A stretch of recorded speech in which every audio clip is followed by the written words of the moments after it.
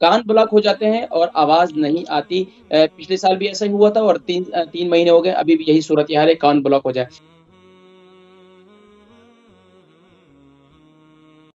السلام علیکم ورحمۃ اللہ وبرکاتہ. السلام علیکم. وعلیکم السلام ورحمۃ اللہ وبرکاتہ. جی میری بہن، نام عمر، وزن شہر.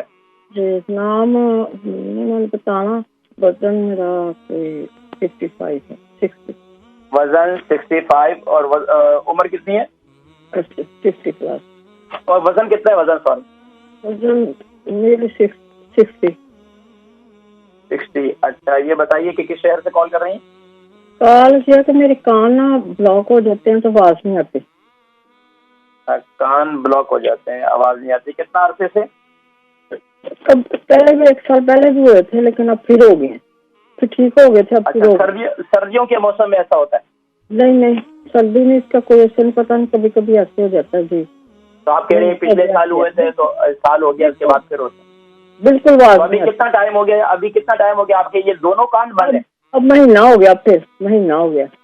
مہینہ ہو گیا. دونوں کان بند ہے، ایک کان بند ہے؟ دونوں ہی بند ہیں. جی دونوں بند ہیں. اچھا دونوں ہی بند ہیں. اچھا یہ بتائیے کہ آپ کو فلو کی شکایت رہتی ہے، نزلے کی؟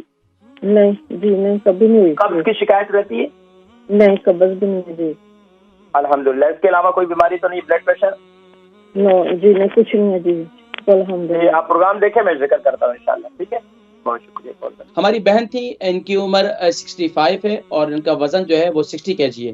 کان بلاک ہو جاتے ہیں اور آواز نہیں آتی. پچھلے سال بھی ایسا ہی ہوا تھا اور 3 مہینے ہو گئے ابھی بھی یہی صورتحال ہے، کان بلاک ہو جائے. اور یقیناً جب کان بلاک ہوتے ہیں نا ناظرین کرام، کان بند ہو جاتے ہیں تو اس وقت کیا ہوتا ہے کہ انسان ایسی کیفیت ہوتی ہے کہ وہ بیچارہ پریشان بھی ہوتا ہے، اس کو سمجھ میں نہیں آ رہی ہوتی کہ میں پریشان کیوں ہوں، اور سارے معاملات جو ہے اس کے ڈسٹرب ہو رہے ہوتے ہیں. اور دوسرا دیکھنے والا ہوتا ہے کہ یار یہ تو بالکل ٹھیک ٹھاک ہے، لیکن وہ بیچارہ اپنی زندگی میں ایک بہت بڑی ایک معاملے سے وہ لڑ رہا ہوتا ہے.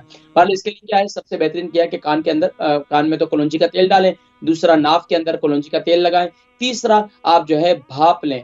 اگر آپ کے گھر میں اسٹیمر موجود ہے، یہاں تو طرح طرح کے اسٹیمر ملتے ہیں، اسٹیم لیجئے. رات کو سونے سے پہلے اسٹیم لیں اور پھر سو جائیں. اور اگر دن میں بھی آپ اسٹیم لیتے ہیں تو اسٹیم لینے کے فوراً بعد ٹھنڈک میں نہ جائیں اور کوشش یہ کریں کہ ٹھنڈا گرم ہونے سے اپنے آپ کو بچائیں.